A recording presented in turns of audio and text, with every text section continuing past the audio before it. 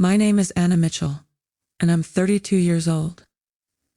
That evening, as I sat at my parents' dining table, I watched my younger sister Lila soak up praise from everyone for landing a small part in a Netflix show. She was glowing, laughing, loudly, telling stories about her big break, while everyone listened with admiration. I, on the other hand, felt invisible, just like I had for most of my life. It wasn't the first time I'd been overlooked. For years, this had been the pattern. Lila was the star, the one everyone noticed, while I faded quietly into the background. What nobody at that table knew, however, was that I had been the one silently carrying the family for years. I had been sending money month after month to keep my parents' house from going into foreclosure, covering bills, paying property taxes, and handling emergencies. And yet, everyone thought it was Lila's generosity keeping the family afloat. I didn't correct them. I stayed silent every single time. But that night, my mother said something to me that cut so deep, something that made a part of me snap inside. That dinner, which had started as a celebration for my sister, ended up tearing down the perfect little image my family had been holding on to for years. Growing up in a suburb outside Boston, my childhood home was one where appearances always mattered more than reality. My parents, Thomas and Margaret Mitchell, worked hard to make sure everyone thought we were the picture-perfect family. Success in their eyes was measured by trophies, applause, and how much attention you could get from others. Unfortunately, I never really fit into that picture. I was practical, logical, and loved solving problems. I wasn't the loud or dramatic type. But then came my sister Lila, just 2 years younger than me. From the time she could walk and talk, she knew how to demand attention. Where I was reserved and thoughtful, she was bold, charming, and dramatic. By the time she was 7 years old, Lila was putting on living room performances, forcing my parents to sit and clap like her personal audience. She'd twirl around, sing, act out her little plays, and everyone would cheer. My parents loved it, and me. I was usually told to help in the background, turning off the lights, moving chairs, or pretending to be stage crew. I was never the star. I was always the support. My dad, Thomas, worked as the principal at the local high school. People respected him in the community because of his leadership and fairness. My mom, Margaret, worked part-time as a real estate agent. But honestly, she spent more time being available for Lila's auditions, rehearsals, and plays than she did working on her business. We weren't rich, but we lived comfortably enough. My parents were deeply invested in making sure everyone believed we were the perfect American family. In high school, I found my own path not in drama or on stage, but in academics. Math and economics made sense to me in a way people often didn't. Numbers were clear, reliable, and logical. I joined the debate team, the academic decathlon, and I even won state competitions. My grades were flawless. My report cards looked like neat rows of straight A's. But even then, when I'd proudly show my achievements, my parents would give me a small nod, maybe a quick, good job, and then shift the conversation back to Lila's latest performance. I'll never forget this. During Lila's 8th grade musical, my parents invited the whole family, neighbors, and even bought her flowers. They held a small reception afterward in her honor. But when I was named valedictorian of my high school, they just shrugged and said, "Well, of course, we expected that from you." No party, no flowers, no recognition. It was as if my hard work was just a given, not worth celebrating. When it came time for college decisions, the differences between us became even clearer. I chose to study finance at the State University, where I earned a large merit scholarship. Lila, with her average grades but strong auditions, got accepted into a fancy arts program in California. 3,000 miles away, my parents took out a second mortgage on the house to pay for her tuition and housing. When I asked about it, my father explained, "Lila has a special gift, Anna. We have to nurture that. You'll be fine no matter where you go." And he wasn't wrong about one. Thing I did end up fine. I worked hard, graduated summa cum laude in just 3.5 years, saving money and quickly landing a job at a respected investment firm in Chicago. Meanwhile, Lila dragged her degree out for 5 years, and my parents continued to cover the extra costs. After graduation, she moved to Los Angeles to make it big, as she always said. But in reality, her life there mostly consisted of waiting tables and doing small commercial jobs here and there. Still, from my parents' updates, you'd think she was about to win an Academy Award. Every callback was celebrated. Every small role, sometimes with no lines, was treated like a starring part in a blockbuster. You know, Leela met the lead actor from that police show yesterday. Mom would gush over the phone. He said she has real presence. It's only a matter of time before she makes it big. Then, almost as an afterthought, she'd ask about me. When I got promoted to senior analyst, her response was simply, "That's nice, dear," before quickly returning to talk about Leela's Hollywood adventures. 6 years ago, everything changed for my parents. My dad was forced into early retirement when the school district made big budget cuts. The retirement package he got was far less than what he had expected. Around the same time, the housing market crashed, and my mom's real estate business was hit hard. Their financial security crumbled almost overnight. I only found out how bad things really were when I went home for a rare visit. While my parents were out getting dinner, I walked into Dad's office and noticed letters on his desk, past due mortgage notices. They were 3 months behind on payments, and foreclosure was right around the corner. Next to those bills, I also saw a letter from Leela asking for money to cover her rent in Los Angeles. That night, I quietly transferred $4,000 into my dad's account. The next morning, he mentioned something about a banking error, but I said nothing. A month later, I set up an automatic transfer of $1,100 every month. As bills and expenses piled up, I eventually increased it to $1,500 a month for the next 6 years. I continued those payments without ever telling them it was me. And here's where things became even more complicated. My parents started telling family members that it was Leela who was sending them money, that she was the one keeping them afloat with her Hollywood earnings.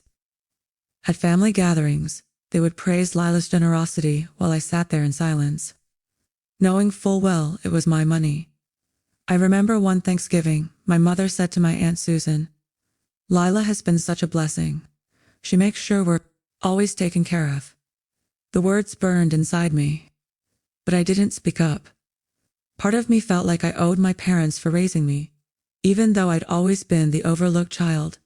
Another part of me resented them deeply, because the truth was, I had succeeded in the exact ways they always claimed to value. I was educated, financially stable, and responsible. Yet none of that mattered compared to Leela's small acting gigs or a single commercial spot. Month after month, year after year, I kept sacrificing. I passed up travel opportunities. I delayed buying my own home. I lived frugally, even though I could afford more. All because I didn't want my parents to lose their house. Meanwhile, on social media, I watched Lila post pictures of herself at fancy restaurants, beaches, and Hollywood parties. My parents never questioned how she managed that lifestyle while supposedly supporting them. The resentment inside me grew quietly, like compound interest building in an account no one bothered to check. And even then, I kept telling myself, "Just keep going, Anna. It's the right thing to do." As the months rolled into years, the weight of my secret payments grew heavier. I had already given up so much of my own life just to keep my parents' house standing. While my coworkers were buying condos, traveling through Europe, or treating themselves to luxuries, I was cutting corners, skipping vacations, and living more frugally than my salary required.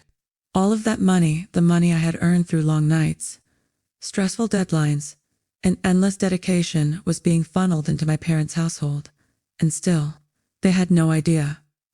Worse, they were crediting everything to my sister Lila. I can't even count how many times I sat through family dinners, listening to my mom or dad tell everyone how generous she was. Leela's success has been such a blessing. My mom told Aunt Susan one Thanksgiving, right within earshot. She makes sure we're always taken care of. We couldn't be prouder. I remember gripping my fork so tightly that night, my knuckles turned white. Inside, I was boiling, but outside, I forced a smile. I swallowed every single retort, every urge to scream, "That's my money. It's me keeping this family afloat, not her." Why didn't I speak up? I asked myself that question hundreds of times. The truth was complicated. On one hand, they were my parents. No matter how unfair they were, I still felt a sense of duty. They had raised me, put food on the table, given me the basics. I couldn't stomach the thought of them losing the house I grew up in. On the other hand, I carried a bitterness that grew deeper each year. I had done everything right. I had studied hard, built a stable career, and lived responsibly. And yet, none of it seemed to matter in their eyes compared to Leela's auditions. Her bit parts on television, or her endless promises of making it big. Whenever I visited home, I noticed the proof of my payments everywhere. The house stayed maintained. Repairs were done. Property taxes were covered. Even renovations appeared renovations that lined up perfectly with the times I sent extra money. But the credit, always given to Lila, I'd walk into the living room, and all of Lila's photos and awards were displayed proudly on the mantel. Her drama awards, her acting certificates, even framed playbills. My academic medals, my debate trophies, my certificates, they were nowhere to be seen. Instead, they were packed away in dusty boxes up in the attic, forgotten. 6 years of this routine passed, and with every holiday, every family gathering, the resentment inside me thickened. I dreaded those events. I knew what would happen. The spotlight would be on Leela, and I'd be standing in her shadow. The conversations always turned to her Hollywood career. Every small achievement was exaggerated into something grand. Meanwhile, my life, one where I was quietly saving their home, was brushed aside with quick, polite comments. Occasionally, I tried to give them actual financial advice. I'd explain investment options or suggest ways they could stretch their retirement savings. But my mom would always wave me off. "We don't need financial lectures, Anna. We've managed just fine all these years." The irony was unbearable. By my calculations, over 6 years, I had given them more than $80,000.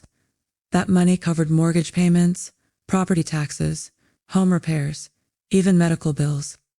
Without it, they would have lost everything. And yet, I remained invisible. Still remember one phone call with my mom. She was gushing about Leela again, how she had landed a tiny commercial role and how it must be what's helping us get through the hard times. Meanwhile, that same week, I had wired over $2,000 extra to cover their new refrigerator. I hung up the phone, staring at the ceiling of my small Chicago apartment, wondering how much longer I could take this. But despite the anger, despite the bitterness, I didn't stop sending the money.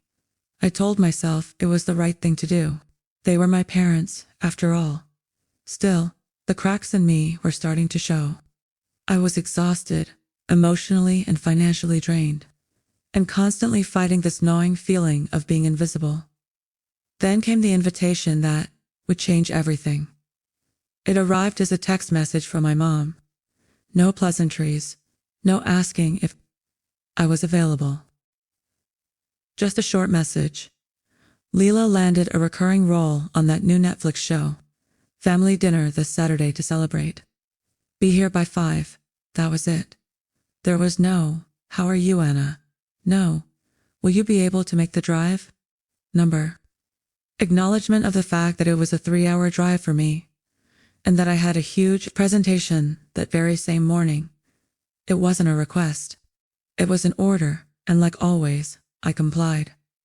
I rescheduled what I could, nailed my presentation at work, and then jumped into my car immediately after. I drove straight through, my stomach twisting tighter with every mile, when I pulled up at 4:55. The driveway was already full. Cars lined the street. Aunt Susan's SUV parked right by the door. Uncle Henry's sedan at the curb. Cousins Chloe and Jack's cars tucked into whatever spots they could find.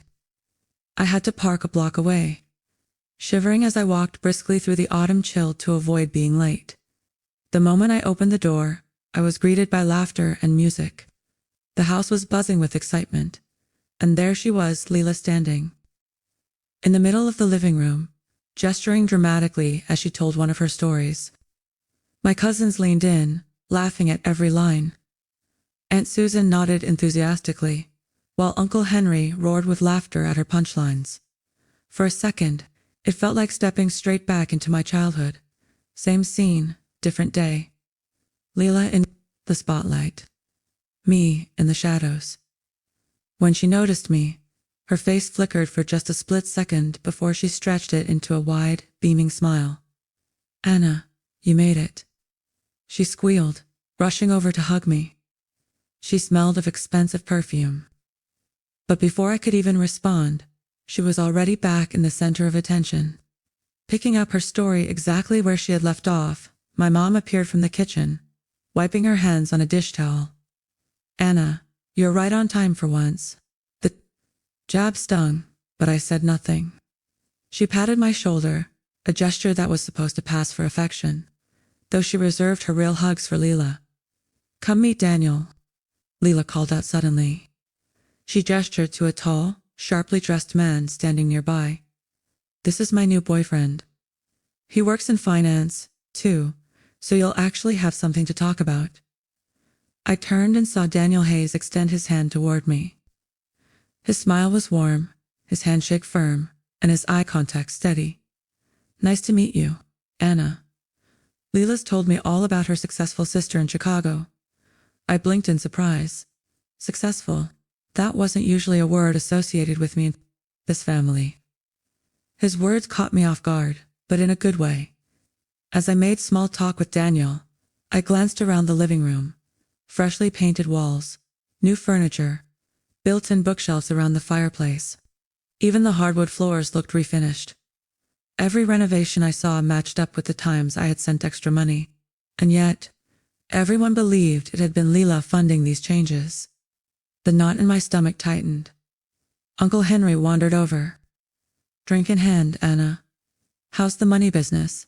he asked, not really waiting for me to answer before launching into his own story about business troubles. But while I politely listened, I overheard my mom speaking to Aunt Susan by the window. "Has been so generous with her success," she said in a hushed but audible tone. "We could never have done the kitchen renovation without her help." My jaw clenched. My hand gripped my water glass so tightly I thought it might crack, because I knew exactly when that kitchen renovation had happened 3 months earlier. Right after I had sent an extra $2,000 to cover a failing refrigerator, and now it was Leila getting the credit once again. The house was full of chatter, and I tried my best to keep my composure, but every word I overheard dug a little deeper into me. As I stood in the living room, cousins Chloe and Jack drifted over. Chloe barely looked up from her phone as she spoke. "So, you're still doing that boring bank job?" she asked with a smirk. "It's investment analysis," I corrected gently. "I was just promoted to department head, actually." Jack let out a flat, uninterested, "Cool." Then, without missing a beat, he added, "Did you hear? Leila might be in a movie next year. She said some director saw her Netflix scenes and wants to meet with her." The pride in their voices when they talked about Leila's possibilities, the possibility of a role, not even a guarantee, was louder than the complete lack of interest they had in my actual achievement. My promotion, which had taken years of sacrifice and hard work, got dismissed in less than 5 seconds. Before I could respond, my mom called me into the kitchen. The kitchen sparkled. New granite countertops gleamed under the lights. Shiny stainless steel appliances lined the walls. A farmhouse sink, one my mom had dreamed about for years, sat beautifully installed, surrounded by custom cabinets. Every detail screamed money, and I knew exactly whose money it was. "You could have worn something nicer," my mom said, as soon as I stepped in. Her eyes flicked over my outfit, my tailored blazer and pencil skirt, the same clothes I had worn earlier that morning for my presentation. I came straight from work, I explained, keeping my tone calm. I had a big presentation today. I pitched a new investment strategy to the executive board. They approved it, and I'll be leading the project team. She barely reacted, already turning back to the stove where she stirred a pot of Leela's favorite pasta. Well, take these rolls to the table. Tell everyone dinner's in 5 minutes. I nodded, biting back the sting of her dismissal. As I arranged the rolls into a basket, my eyes wandered toward my dad's office, which was just off the kitchen. Papers were stacked neatly on his desk, and I caught sight of the edge of a check sticking out from under a folder. I leaned closer, my heart sinking as I recognized the handwriting. It was one of my checks. Proof that the money had been flowing straight into this house. Proof that all of these renovations, the countertops, the sink, the furniture, had come from me. Just then, Dad walked in. He stopped short when he saw me standing there, my eyes lingering on his desk. "Anna, you made it," he said softly. His voice carried a mixture of warmth and guilt. "Hi, Dad," I replied, just as softly. For a moment, it felt like he wanted to say something important, but before he could, Mom's voice rang out from the kitchen. "Thomas, bring the wine glasses." He broke our eye contact, nodded quickly, and moved to the cabinet to fetch the glasses. The moment between us was gone. We all gathered at the dining table.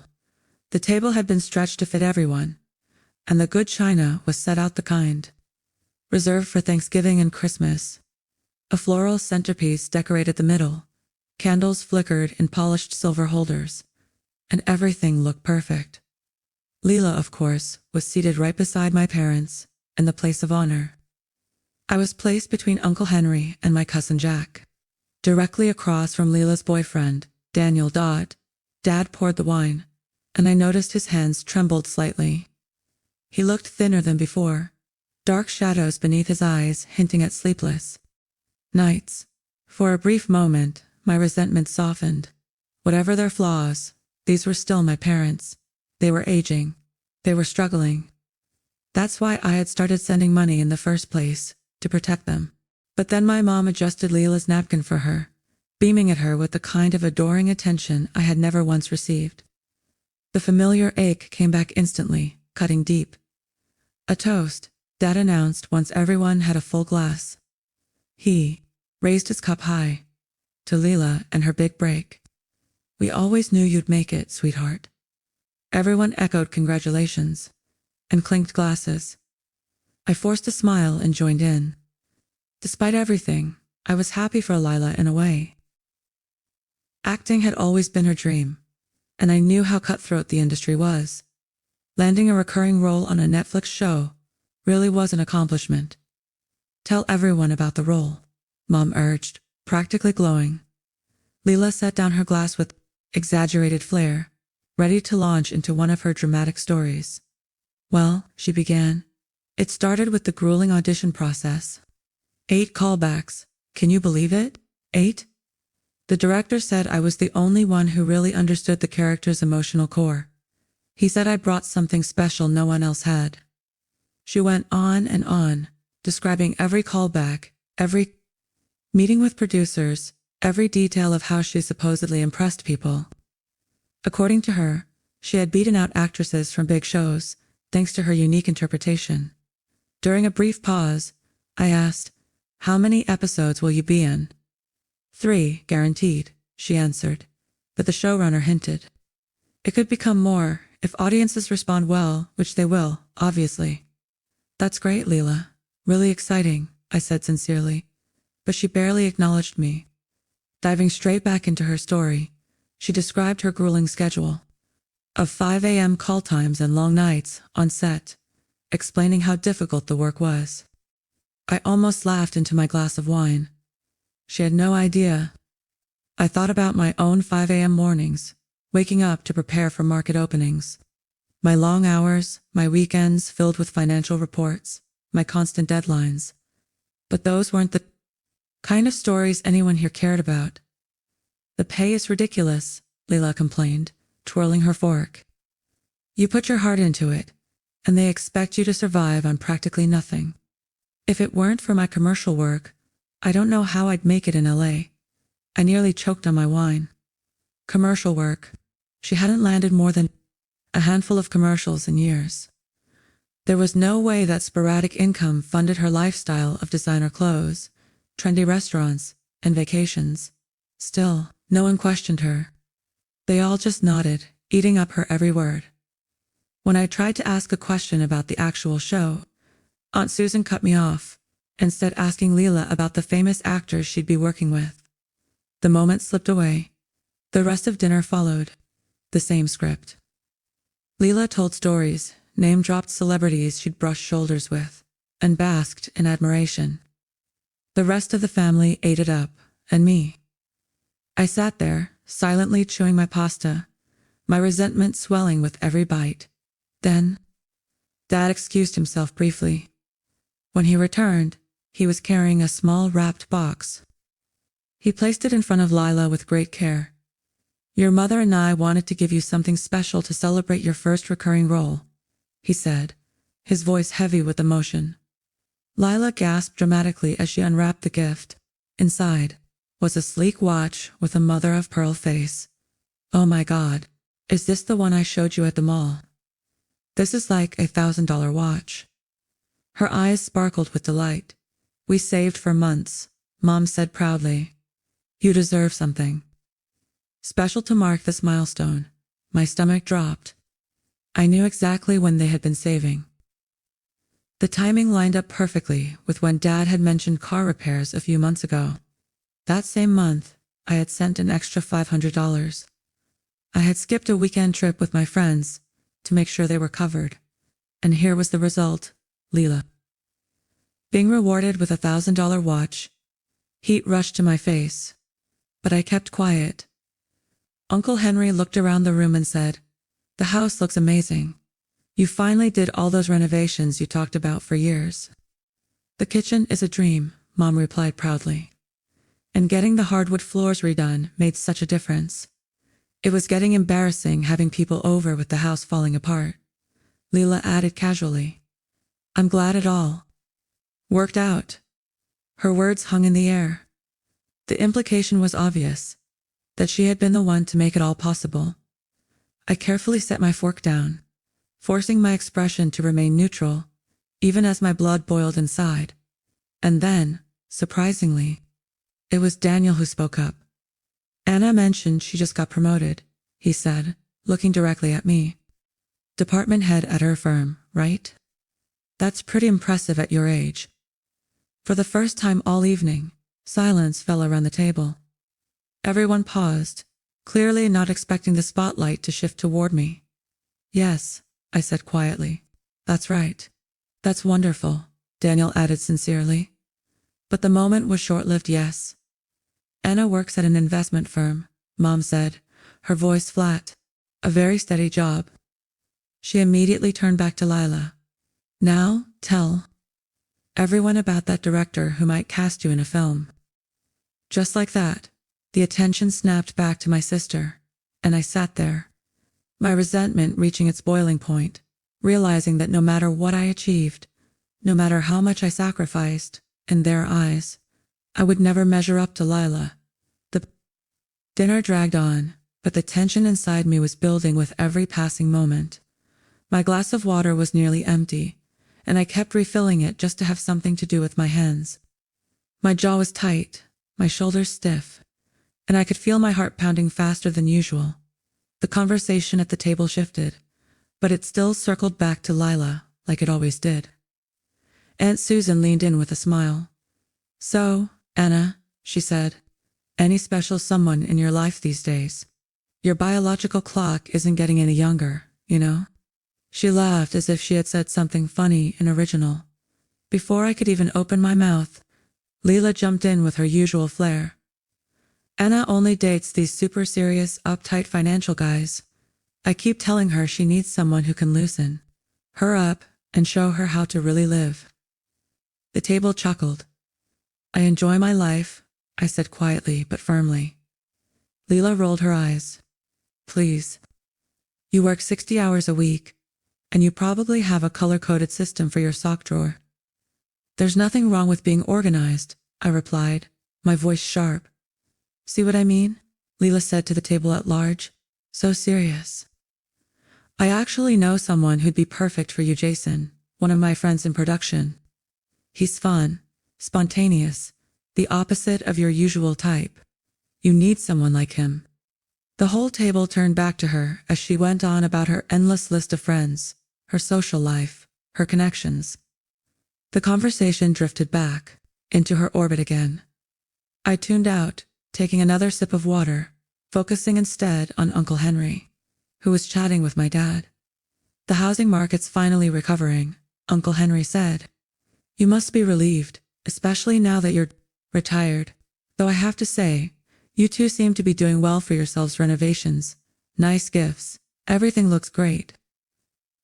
Dad shifted uncomfortably, his eyes darting away. Mom quickly stepped in. We've been fortunate, she said smoothly. Some investments paid off at the right time. I froze. Investments. That was her explanation. I always say real estate is the way to go, Leela chimed in confidently. Buy when the market is down, sell when it's up. Basic principles. Bit my tongue so hard, I tasted blood. I had spent years studying finance, years giving real advice to my parents about how to diversify their retirement accounts. They ignored me. But here was Lila, parroting lines she probably picked up from a podcast. And my parents were nodding as though she were the next Warren Buffett. Lila has always had such a good head for these things, Mom added proudly. Even as a little girl, she understood value. Uncle Henry looked skeptical, but he didn't push it. Then Leela leaned over, putting her hand on Dad's arm. Remember when things were so tough after you retired, when the housing market crashed? I'm just glad I was in a position to help out. Family first, always. The words slammed into me like a punch. My chest tightened. My jaw clenched. I could feel my hand gripping my glass so tightly my knuckles turned white. For 6 years, I had been the one sending money. For 6 years, I had been the one making sacrifices. And here she was, casually taking credit for it, while my parents nodded gratefully. Daniel noticed. His eyes flicked toward me, his expression softening as if he understood the storm brewing inside me. He tried to change the subject. Thomas, I understand you were a high school principal, he said kindly. That must have been rewarding work. Dad seemed relieved for the change in conversation. It was. I loved my job. The students, the staff, it was fulfilling. But before he could say more, Leela jumped in again. Dad was the best principal. Ever. Everyone loved him. I used to visit his office after school, and all the teachers would say I had his charisma. That's probably why I'm so good with directors now.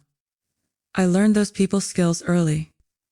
She laughed, flicking her hair back dramatically. Daniel tried again. And now you do consulting, right?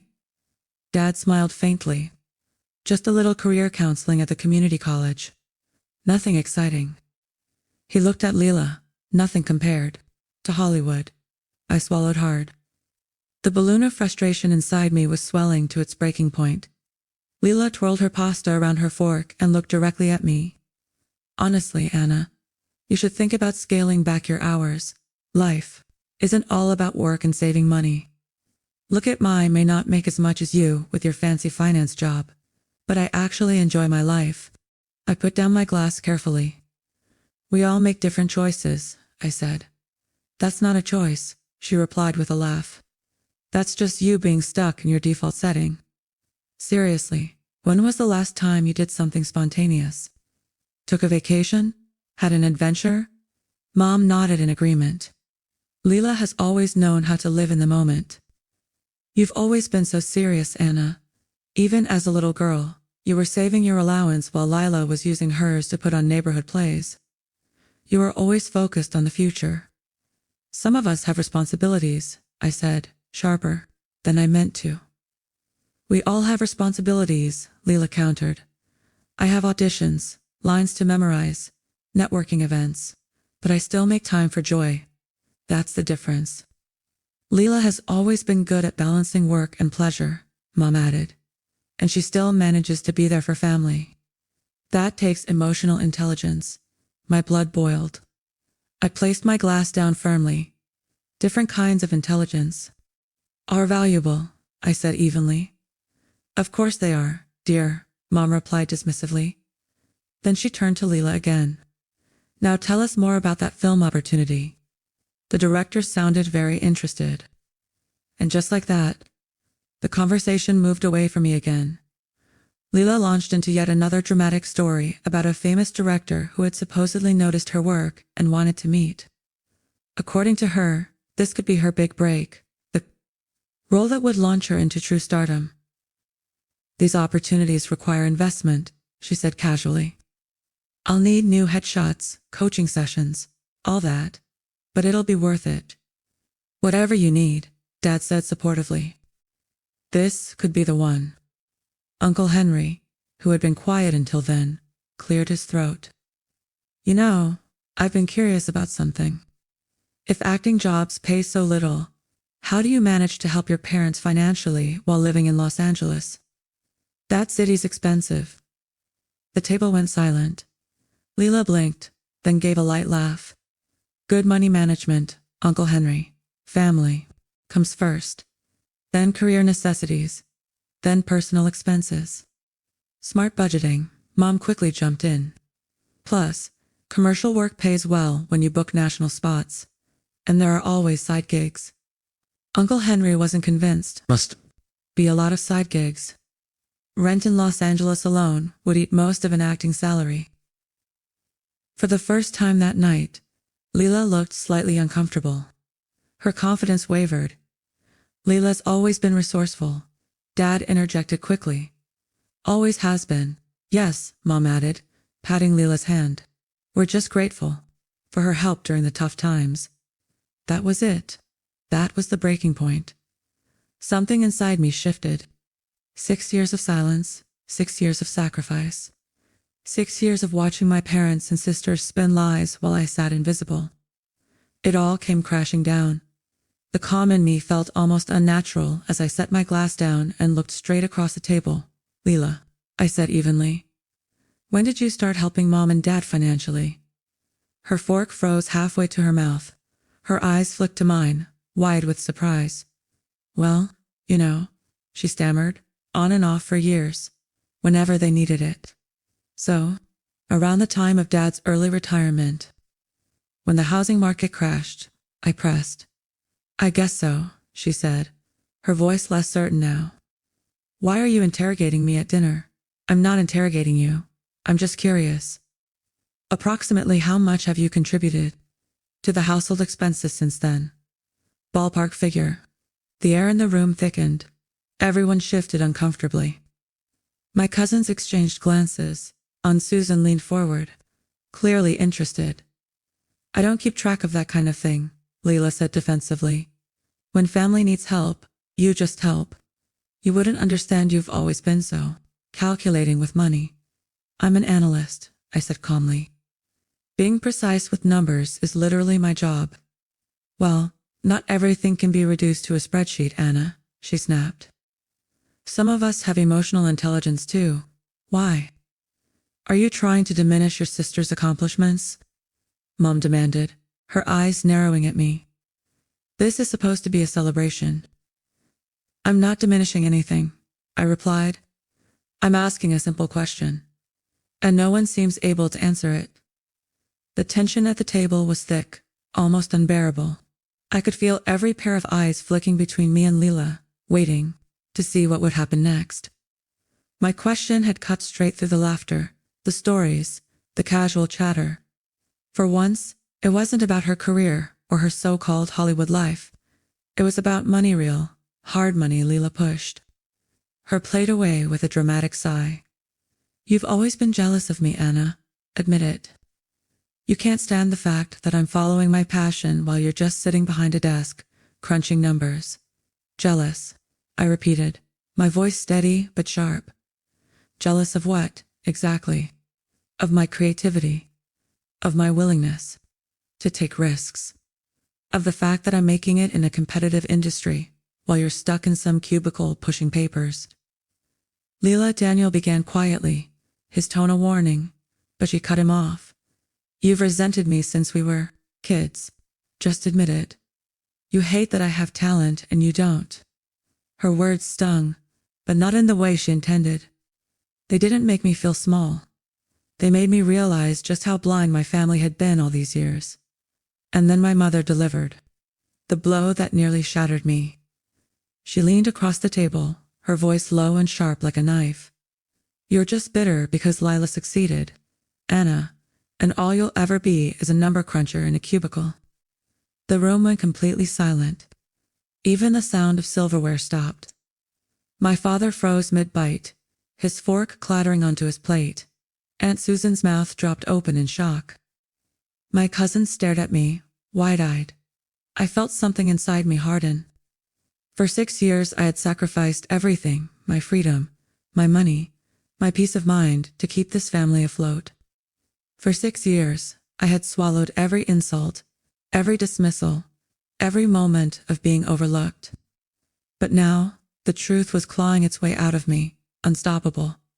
I set my napkin on the table with slow precision. Then I looked directly at my mother. Then, maybe, I said calmly, you should ask Lila to return the $80,000 I've given you since Dad's retirement. I'm sure a successful actress like her would have no trouble paying you back. The silence that followed was deafening. My dad's face drained of all color. His shoulders slumped, and he stared down at his plate. My mom froze, wine glass halfway to her lips. Aunt Susan's eyes widened into perfect circles, and Uncle Henry let out a low whistle. Leela blinked rapidly, her mouth opening and closing like she couldn't form words. Daniel looked from her to me, confusion dawning into realization. What? Are you talking about? Leela finally stammered, her voice unnaturally high. The monthly transfers into Dad's account, I explained evenly. The extra money for the refrigerator, the car repairs, the property taxes. Every single payment that kept this house from foreclosure. That didn't come from you. It came from me, every month. For 6 years. That's ridiculous, Mom said quickly, her voice shaking. Why would you make up such a thing? Not making it up, I replied. My voice was calm, almost too calm. Check the bank records. They don't lie. Aunt Susan leaned forward, her sharp eyes locking on my mom. Margaret, is this true? Has Anna been the one supporting you? Of course not. Mom snapped. Leela's always helped when we needed it. I pulled out my phone, tapped my banking app, and slid it across the table to Uncle Henry. 6 years of transfers, I said. $1,100 a month at first, then $1,500 as expenses grew. Plus extras whenever there were emergencies like the new fridge or the kitchen renovation. It adds up to over $80,000. Uncle Henry scrolled through the records, his face growing darker with every line. Then he looked up at my father, disappointment heavy in his eyes. Thomas, he said, is this true? Dad's shoulders sagged. He couldn't look his brother in the eye. He couldn't look at me either. His voice came out low, almost broken. It's true, Anna's been helping us since my retirement. Without her, we would have lost the house. Air seemed to leave the room. Dad, Lila gasped. What are you saying? He swallowed hard. The transfers come in regularly. I knew it was Anna. I never told you it was her. I let your mother assume. You let me believe it was me, Leela whispered, her face pale. Dad nodded miserably. I didn't correct her. Mom's face shifted from shock to anger in seconds. Why would you keep something like that from me? She hissed. Because you didn't want to admit we needed help, Dad said quietly. And it was easier. For you to believe Leela was the successful one.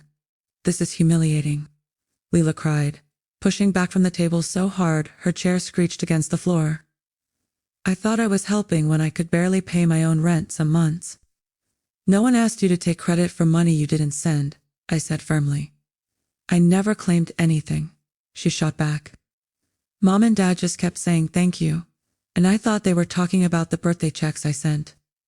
I had no idea they were acting like I was paying their bills. Her words hit me. For the first time, I realized maybe Lila hadn't been lying outright. She'd simply been swept up in the narrative my parents had spun.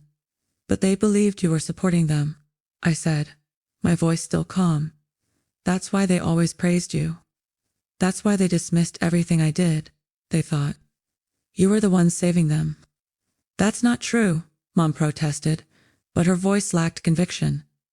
Leela turned to her. Have you been telling people I was paying your bills? Neither of them answered. Their silence was louder than any admission. Leela's face crumpled. I can't believe this. You've made me look like a fool. Tears welled in her eyes, smudging her makeup. You've been lying to me for years, making me think I was this big provider when I was barely scraping. Bye. Do you know how stupid that makes me feel? This was supposed to be my celebration, she cried, her voice rising. And you, she jabbed a finger at me. You ruined it because you're jealous. I'm not jealous, I said, coldly. I'm tired. Tired of carrying this family in secret. Tired of being invisible while you take the credit. Tired of being treated like I don't matter. I pulled up more records on my phone, showing the dates of transfers, the exact amounts, all lining up perfectly with the renovations and bills. Aunt Susan's voice cut through the chaos. Margaret, you've been praising Leela for years. Well, Anna was the one supporting you. Do you realize how unfair that is? It's true, Dad admitted, his voice shaking. Finally, he looked at me, his eyes full of shame. Anna has been our main support. Without her, we wouldn't have made it. The room erupted into whispers and gasps. Cousins Chloe and Jack stared at me with new eyes. Uncle Henry shook his head disgusted. Daniel just sat there quietly, his gaze steady on me, a look of respect growing on his face. Mom stood abruptly, her chair scraping. I can't believe you've done this, she spat, glaring at both me and my father. Then she stormed out, following Leela, who had already fled to the backyard in tears. The rest of us sat in heavy silence, the weight of truth pressing down on everyone. Uncle Henry finally broke it.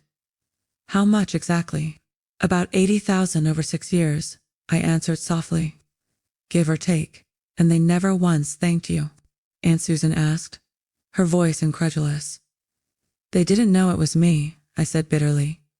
Dad knew, but Mom never did. She assumed it was Lila, and no one corrected her. For the first time all night, I felt the heaviness inside me start to ease. The secret was out. The truth was finally on the table, and there was no going back. The dining room was quiet after Mom and Lila stormed out. Only the clinking of silverware and the crackle of candle flames filled the silence. Everyone was uncomfortable, shifting in their chairs, not knowing what to say. Uncle Henry leaned back, shaking his head. Thomas, you let this go on for years. You let Anna carry you while letting Leela take the credit. Do you realize how damaging that is? Dad's face was pale, his eyes fixed on the tablecloth. I never meant for it to happen this way, he said softly. At first, it was supposed to be temporary. I thought I'd find more consulting work, that it would only be a few months. But then it became a habit. The longer it went on, the harder it was to tell the truth. Or easier, I said quietly. Easier to let everyone believe Leela was the successful one. Easier for you to keep the golden child on her pedestal. Dad flinched at my words, but he didn't argue. In the background, I could hear muffled voices from the backyard. Mom and Lila, arguing. My cousins exchanged glances, then slipped out into the living room, clearly eager to escape the tension. Aunt Susan stayed put, her lips pressed into a tight line. I'm so sorry, Anna, Dad said suddenly, his voice breaking. You deserved better than this. Better than carrying this burden alone. Better than being overlooked. The sincerity in his voice cracked something inside me. For years I had bottled everything up, but hearing him admit it aloud released a wave of emotions I could barely control. I blinked rapidly, fighting back tears. I wouldn't cry here. Not in front of everyone. Daniel leaned forward, his tone gentle. Anna, what made you decide to help them secretly, instead of openly? I glanced at him, surprised by the question. He wasn't judging, just genuinely curious. At first, I thought I was protecting their dignity, I admitted. Dad had just retired. Mom's business was failing. I thought keeping it anonymous would make it easier for them. But then, when they started assuming it was Leela, I didn't correct them, it seemed.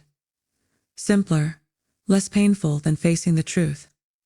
Remarkably selfless, Daniel said, though his brow furrowed, but also unhealthy. For everyone, I let out a bitter laugh. Yeah, I'm starting to see that now. The back door slammed, and Mom walked in, her face tight and angry. She went straight to clearing plates, her movements sharp, avoiding eye contact with everyone. I think I should go, I said, pushing back my chair. Running away now that you've ruined dinner, Mom snapped, her voice full of venom before I could reply. Uncle Henry stood abruptly. His face was red with anger. That's enough, Margaret. Your daughter has been supporting you for years, while you gave the credit to someone else. You should be on your knees thanking her, not attacking her. Mom's hands trembled as she stacked dishes. She didn't respond. Daniel cleared his throat. I'll walk you out, Anna, he said kindly. We moved through the living room, where my cousins sat pretending they hadn't been eavesdropping. The cool night air hit me as we stepped outside. It was such a relief after the suffocating atmosphere inside that was intense, Daniel said, slipping his hands into his pockets. For what it's worth, I think what you did was incredibly generous. Even if keeping it a secret may not have been the healthiest choice. Thank you, I said softly, surprised by his kindness. Sorry you had to witness all that family drama. He shook his head. Honestly, it explained a lot about Leela. She always painted herself as this wildly successful actress supporting her parents. Seeing that none of it was true, it makes me view things differently. I unlocked my car and turned to him. She does have talent, though. She got that Netflix role on her own merit. The financial stuff is separate from that. That's gracious of you to say, considering everything, Daniel replied. He hesitated, then added, Listen, would it be okay if I got your number? Just in case there's fallout from tonight. I think Lila may need support from both of us. I hesitated for only a second before nodding. He wasn't asking in a flirty way.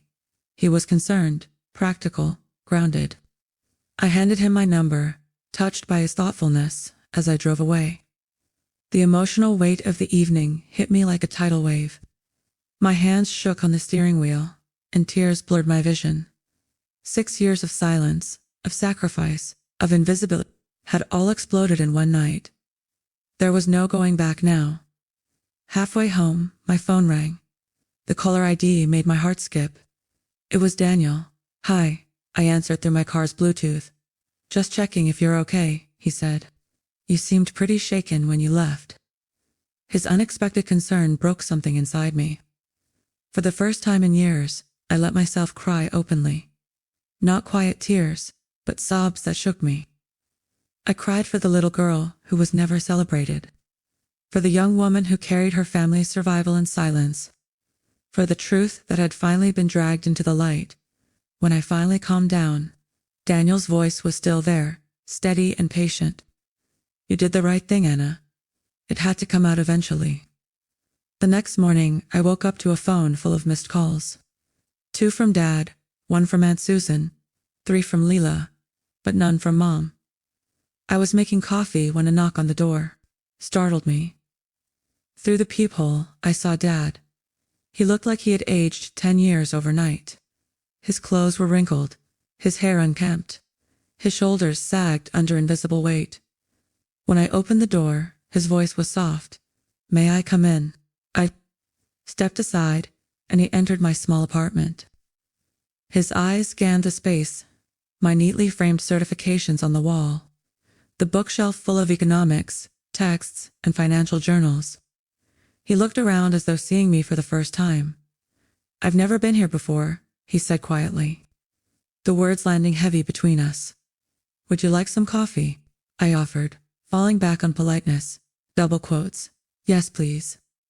We sat at my tiny kitchen table, steam rising from our mugs, the silence stretching.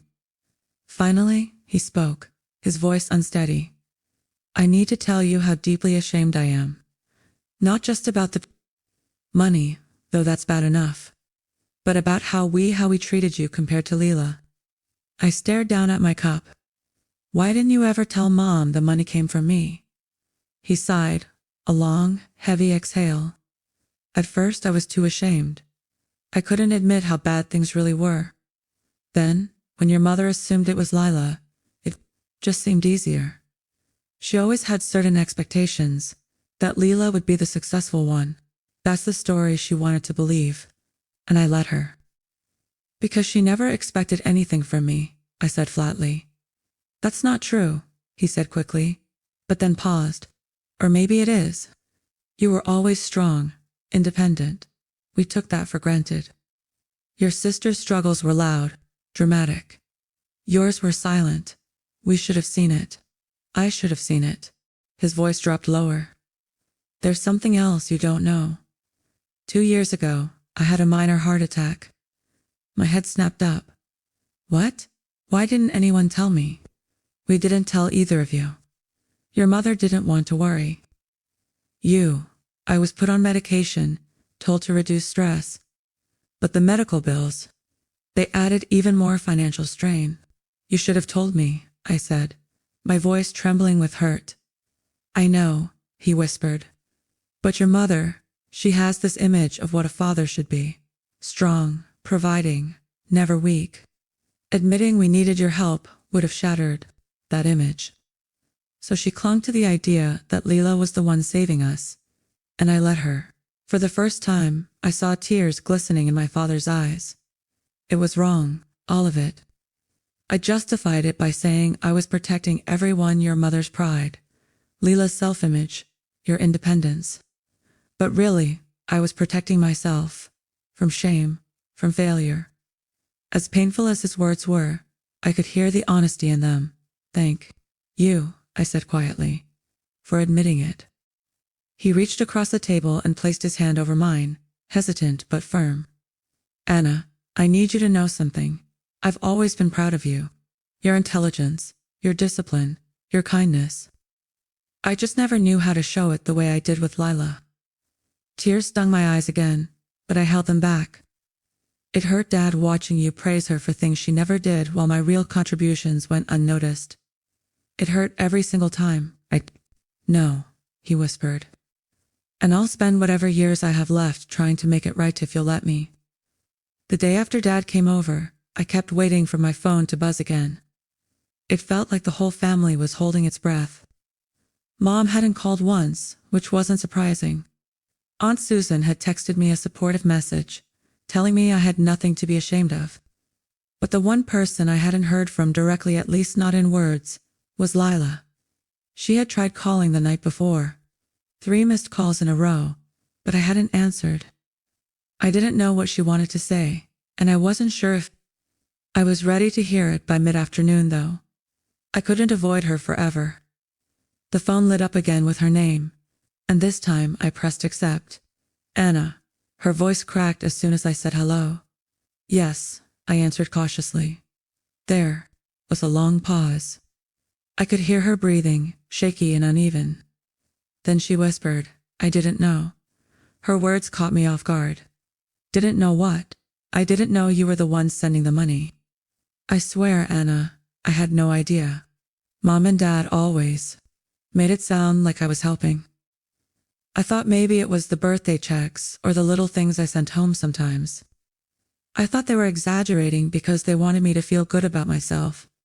I leaned back against the couch, closing my eyes. Part of me had expected her to deny, to fight, to turn it into another performance. But her voice didn't sound like an actress right now. It sounded raw, frightened, almost childlike. "I thought you were lying at dinner," she continued quickly, her words tumbling out. "I thought you were trying to humiliate me. But then Dad came outside last night and told me the truth. Everything. About the transfers. About how much it really was. Silence stretched between us. Finally, I said, 80,000, Leela. That's how much it added up to. While you were chasing your dream in LA, I was cutting back on my own life so Mom and Dad could keep theirs. She let out a shaky breath. I don't even make 80,000 in a year. I know, I said softly. I feel sick, she whispered. I thought I was helping them. I thought I was, I don't know, useful. Her voice broke, and for the first time in years, I heard my sister cry, not dramatic, not staged, but real, gut-deep, painful sobs. Part of me wanted to hang up, to let her sit with that pain. But another part of me, the part that had always loved her despite everything, couldn't. You are useful, Lila, I said quietly. You've always had a light that people are drawn to. You've always had courage to chase what you want. I don't begrudge you that. But I've been taking credit for your sacrifices without even knowing, she sobbed. I can't believe this. I feel like such a fraud. You didn't ask for it, I reminded her. Mom and Dad assumed, and I let them. That's on me too. There was another pause, then her voice came through, smaller than I'd ever heard it. Why didn't you tell me? Why didn't you tell anyone? Because I didn't want to embarrass them, I admitted. And because I guess I thought it didn't matter if no one knew, as long as they were okay. But it did matter. It mattered more than I realized. We sat in silence, both of us breathing heavily, the weight of years pressing down. Finally, she said, I'm sorry. The words were so simple, but they cracked something open in me. I've waited my whole life to hear that from you, I whispered. I mean it, she insisted. I'm sorry for being selfish, for not noticing how much you were carrying, for making everything about me. I didn't see it until last night, when Dad finally told me. And I felt so small, Anna, so undeserving. Tears burned my eyes, but I blinked them back. We were both trapped in the same lie, Leela. You believed it. I enabled it. And Mom and Dad kept it going because it was easier. I don't want it to be like this anymore, she said desperately. I don't want us to be at war. You're my sister and I. I don't want to lose you. Her voice cracked again, and in that moment, I heard not the glamorous actress, not the golden child, but the little sister I used to protect when kids picked on her at school. The girl who used to sneak into my room at night because she was scared of thunderstorms. My chest ached. I don't want to lose you either, I admitted. But things have to change. I can't keep being invisible. I can't keep sacrificing while you get the spotlight. It has to be different now. It will be, she promised, her voice firm for the first time. I'll make sure of it. I'll tell everyone the truth. I'll make them see what you've done. You don't have to, I started, but she cut me off. No, I do. Because if I don't, it'll keep eating me alive. I want people to know what kind of sister I have. That you're the one who saved our family, not me. Her words hit me harder than I expected. Thank you, I whispered, my throat tight. There was another long pause. Then she said, almost shyly, do you think maybe we could get dinner? Just the two of us, no parents, no family, just sisters. For the first time in years, I felt a flicker of hope. I'd like that, I said. When we hung up, I sat in silence for a long time, staring at my phone. The anger was still there, the pain hadn't vanished. But something new had joined it, something fragile. Something I hadn't felt in years. A chance. That night, I dreamed of us as children. Running barefoot through the backyard, laughing, carefree. Before the favoritism, before the jealousy, before the lies. Just sisters. When I woke, I realized I wanted that again. And maybe, just maybe, we could find our way back, a few days later. I found myself standing outside a little Italian restaurant, downtown. It wasn't fancy, just a cozy place with warm lights and red checkered tablecloths. But it was the same spot Leela and I had gone to as kids with our parents on special occasions. I had suggested somewhere new, but Leela insisted on this place, saying it might remind us of better times. When I walked in, I saw her sitting at a corner booth. For once, she wasn't dressed to impress.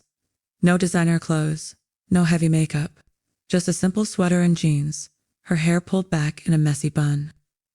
She looked younger, softer, almost like the sister I remembered before the Hollywood gloss. She stood when she saw me, and for a moment, we just stared at each other. Then, hesitantly, she stepped forward and hugged me. It wasn't the dramatic kind of hug she'd give fans or friends. It was awkward, tentative, almost fragile. But it was real. "Hi," she said quietly as we sat down. "Hi," I replied. The waitress came, took our orders, pasta for both of us. Old habits die hardened, left us alone with the silence. Leela fiddled with her napkin, then looked up at me with wide, nervous eyes. "I've been thinking about everything, nonstop. What you said, what Dad admitted. I can't believe I let myself live in that bubble for so long." "You didn't know," I reminded her. "I should have," she said firmly. "I should have seen how hard you were working, how much you were sacrificing.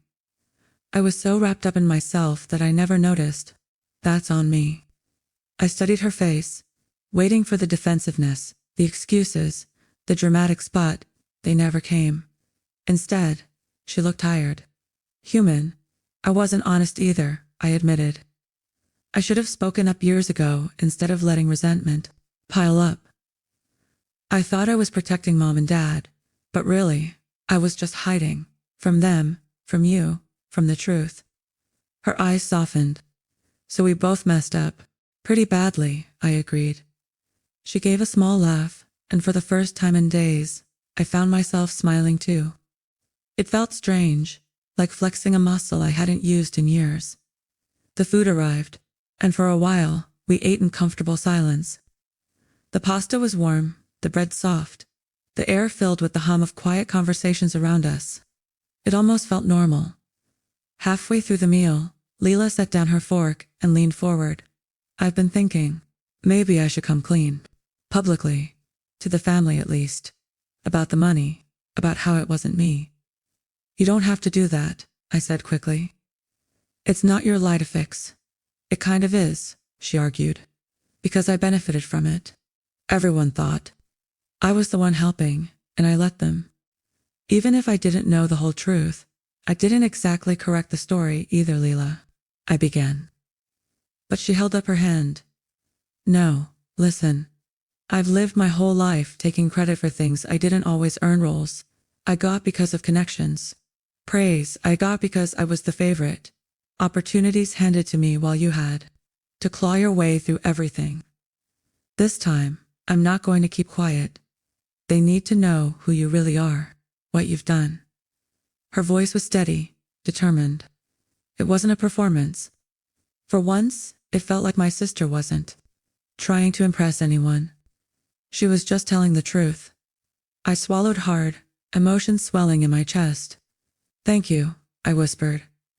She reached across the table and squeezed my hand. "You saved them, Anna. You saved all of us. I want them to know that." We talked. For hours, not just about the money, but about everything. Childhood memories, silly fights, old secrets. She admitted she always knew Mom favored her, but never realized how deeply it cut me. I admitted I sometimes envied her freedom, even when I rolled my eyes at her choices. "I thought you hated me," she said quietly at one point. "I didn't hate you," I replied. "I hated how invisible I felt standing next to you. There's a difference." She nodded slowly. "I can live with that. As long as you don't hate me." "I don't," I said, and for the first time in years, I really meant it by the time. We left the restaurant. The night air was cool, and the city lights glowed around us. We stood by our cars, awkward again, unsure how to end the evening. Then she hugged me again, tighter this time. "I love you, Anna," she said into my shoulder. "I love you too," I whispered back. As I drove home, a strange feeling settled over me. Not everything was fixed, there were still wounds, still years of pain to untangle. But for the first time, I felt like we were on the same side. Sisters again, not rivals. The next day, Leela kept her promise. She called a family meeting at our parents' house. I didn't want to go at first, but she insisted, saying it was important for me to be there. When we arrived, Mom looked tense, her lips pressed thin, arms crossed like a fortress. Dad sat quietly beside her, eyes down. Aunt Susan and Uncle Henry were there too, along with the cousins. Leela stood in the center of the living room, her voice steady as she spoke. I need to clear something up. For years, you all thought I was the one helping Mom and Dad financially. That's not true. It was Anna. Every dollar that kept this house afloat, every renovation, every bill, they were covered because of her, not me. Gasps filled the room. Mom opened her mouth to protest, but Lila cut her off. I didn't know until the other night, she admitted, but I should have. I should have asked questions, should have realized. Instead, I let myself believe I was this big provider, when really, I wasn't. I've been living a lie, and I'm sorry. She turned to me then, her eyes bright with unshed tears. Anna, you deserve all the thanks, all the praise, all the respect. Not me. You saved this family, and I want everyone to know it. The room fell silent. My cousins looked stunned. Aunt Susan smiled faintly, pride flickering in her eyes. Uncle Henry nodded approvingly. Mom, however, sat stiff as a board, her jaw tight. This doesn't change anything, she said finally. Leela is still successful in her own right. No one said she wasn't, Aunt Susan replied sharply. But Anna deserves recognition too. She always has. For the first time, I saw Leela step between me and Mom, not as the favored daughter, but as my ally. Mom, stop diminishing her, she said firmly. She's accomplished more than most people her age, and you need to acknowledge it. For once in your life, give her the credit she deserves. Mom's face reddened, but she stayed silent. Dad finally spoke up, his voice quiet but clear. She's right, Margaret. It's time we recognize Anna for everything she's done. And just like that, the balance in the room shifted. For once, I wasn't in Leela's shadow. For once. The truth was out, undeniable, unshakable. It felt like breathing fresh air after years of suffocating. The living room still felt heavy after Leela's speech, but something had shifted. The truth had cracked open a door that had been locked for years. For the first time, I wasn't invisible in that house. People were actually looking at me, not through me, not past me, but at me. Lila sat beside me on the couch, her hand lightly, brushing mine for reassurance. Aunt Susan spoke first. Anna, she said, her voice warm, I hope you know how proud I am of you. What you've done, what you've achieved, it's extraordinary. Uncle Henry nodded. $80,000, Anna. That's no small thing. That's sacrifice. That's love. Your parents should have been shouting your name from the rooftops. The cousins, usually too distracted to care, looked at me with wide eyes. Chloe muttered, wow, under her breath. Jack, for once, didn't have a sarcastic comeback. All eyes then turned toward my parents. My father shifted uncomfortably, his gaze flicking between me and Mom. He looked like a man who had aged years in just a few days. Finally, he said, Anna, I'm sorry, truly. I've been sorry for a long time, but I never had the courage to admit it out loud. You deserve more than what we gave you. My throat tightened. It wasn't just about the money, Dad. It was about always being in Leela's shadow. About you never seeing me for who I was. He lowered his head, guilt etched across his face. You're right. I failed you in that way, and I don't expect forgiveness overnight. But I want to try to make it right, if you'll let me. I nodded slightly, but my eyes shifted to Mom. She hadn't said a word since Leela's declaration. She sat rigid, arms crossed, eyes narrowed as though the entire family had betrayed her. Finally, she spoke. I don't know what you all want from me. Yes, Anna sent the money. Fine. But that doesn't erase the fact that Leela is successful in her own right. She's the one on TV. She's the one making a name for herself. That matters too. No. One said it didn't matter. I replied evenly. My voice was calm, but it carried weight. But my accomplishments matter too. And I won't let you dismiss them anymore. I'm done being the invisible one, Mom. I'm done carrying this family, while you pretend I don't exist. Her lips pressed into a hard line. She didn't answer. The silence stretched until Lila spoke up, her voice firm. Mom, you need to listen to her. You need to see her. Because if you don't, you're going to lose her, and I'm not going to stand by and watch that happen. The shock on Mom's face was almost comical. For once, Leela wasn't protecting her. For once, she was protecting me. The tension in the room was suffocating, so I stood. I think that's enough for tonight, I said. I've said what I needed to say. The truth is out. Where we go from here is up to all of us. But I can't keep doing what I've been doing. I won't. I grabbed my bag, ready to leave, but Dad reached out and touched my arm gently. Anna, please, don't shut us out completely. I looked down at his hand, then at his tired eyes. I'm not shutting you out. I'm setting boundaries. There's a difference. With that, I walked out, Lila following close behind. Outside, the night air was cool, crisp. Lila caught up to me, her face anxious. Are you okay? I let out a long breath. I don't know. Lighter, maybe. But exhausted, she nodded. I get it. I'll talk to Mom. She's stubborn, but she'll come around eventually. Maybe, I said. But if she doesn't, I'll be okay. For once, I'm not doing this for her approval. Leela looked at me with something I hadn't seen. In years' respect, you're stronger than me. You know that. You always have been. I smiled faintly. Maybe, but you've got a strength too. Just different. We hugged again before parting ways, and this time it felt solid. Unshakable. Over the next few weeks, the family dynamic shifted in ways I hadn't expected. Aunt Susan called often, checking on me, reminding me I wasn't alone. Uncle Henry invited me to dinner, treating me like an equal, not just the other sister. Leela kept her promise too.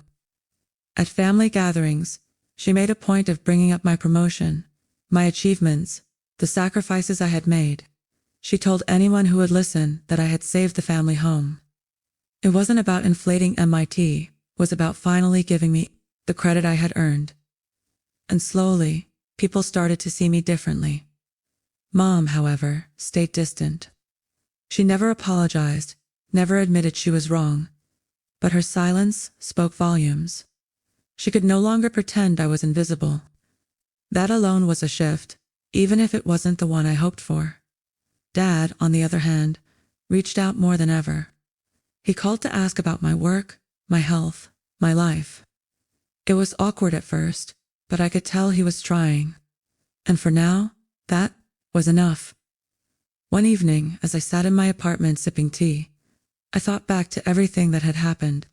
6 years of sacrifice, 6 years of invisibility, 6 years of being the forgotten daughter. And then one dinner, one explosive night had changed it all. I realized something important. I couldn't control my mother's love, or lack of it. I couldn't rewrite the past, or erase the pain. But I could control how I moved forward. I had carried my family for years, but now I was carrying myself. And that was enough. Weeks turned into months, and life found a new rhythm. Work kept me busy, but for the first time, I didn't feel weighed down by hidden resentment. I had boundaries now. I had a voice. And surprisingly, I had my sister. Leela and I started meeting regularly, sometimes for dinner, sometimes just for coffee. The conversations weren't always easy, but they were honest. We laughed about old times, shared frustrations, even dreamed together. One night, as we sat at a diner, she looked at me and said, "You know, I used to think success was being famous, being recognized. But now I think it's about being respected. And you, Anna, you're the most successful person I know. The words caught me off guard, but they warmed me in a way no promotion or paycheck ever had. I smiled, reaching across the table to squeeze her hand. Thank you, Lila. That means more than you know. And for the first time in a long time, I believed it so. In the end, my mother still might not see me the way I always wanted. She may never call me her golden child. But I no longer needed her validation, because I had finally learned to see myself. I was Anna Mitchell, the daughter who saved her family, the woman who rebuilt her worth, the sister who found her way back. And that was enough.